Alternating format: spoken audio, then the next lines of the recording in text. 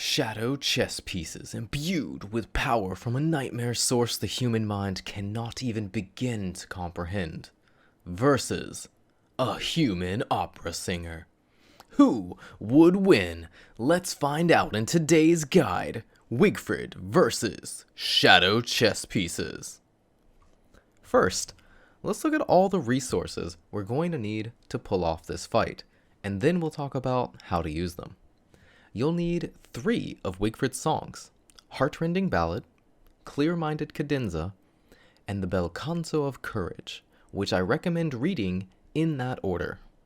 Next, you'll need a Hambat and 2 Battle Helms to soak up damage from the Knight and Bishop. Finally, you'll need 5 placed cobblestones and a walking cane in order to dodge the Rook's teleportation attack with ease. Before the fight, you'll need to place down your 5 cobblestone in a line, creating a road. You can also use naturally generated roads or a magiluminescence. The only thing that matters is getting your speed above 140%. As you begin the fight, focus on killing the knight first.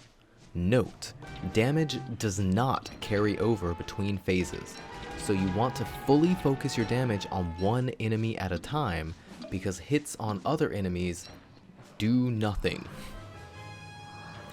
After killing the knight, focus on the bishop next.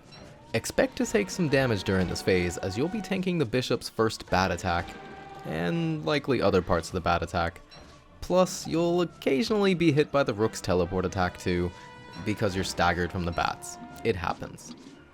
After using his bat attack though, the bishop reappears near you and is completely vulnerable until his next attack, so use this window to get in as much damage as you can. So, as with a lot of Wigfrid's boss fights, the game plan here, up to this point, is basically tank the enemies and kill them in the order knight, then bishop. But finally, after killing the bishop, your priority is getting onto the cobblestone path that you built. You need this road to make sure that you have more than a 40% speed boost to reliably dodge the rook's teleportation attack. Or a magiluminescence or natural road, you know what I mean. This is the part of the fight though, where Wigfrid really shines. Via use of her songs, you are not only able to heal your HP, you're able to fully restore your sanity despite the enemy having a massive minus 100 sanity per minute aura. Most characters use a bee queen to get around this aura, as spawning more nightmares while you're trying to dodge a 165 damage teleporting rook attack is not a good situation. You do not want to get stunned by a Terror Beak hitting you for 50 damage only to get hit by 165 damage rook attack. That is not good. As we say in the business, not good. Another key to this fight is what we call the cane swap. This is where using hotkeys comes in handy. By pressing one button, you can quickly swap between your weapon and walking cane.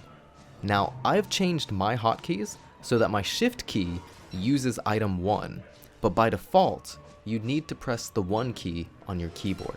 I highly recommend changing this control to a key that you can easily and reliably press in the heat of battle, not only for this fight, but for many other fights where a cane swap is integral to the kiting process.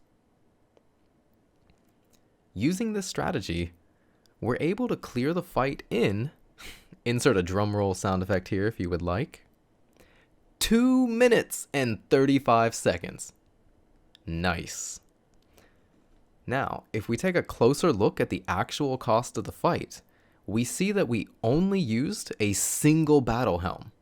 Though I would still recommend bringing at least 2 to be safe, maybe 3 if you're really not confident in yourself, a hambat, and 5% of a pitchfork, assuming you dig up the cobblestone when you're done, so 2.5 to place them down, 2.5 to get them back.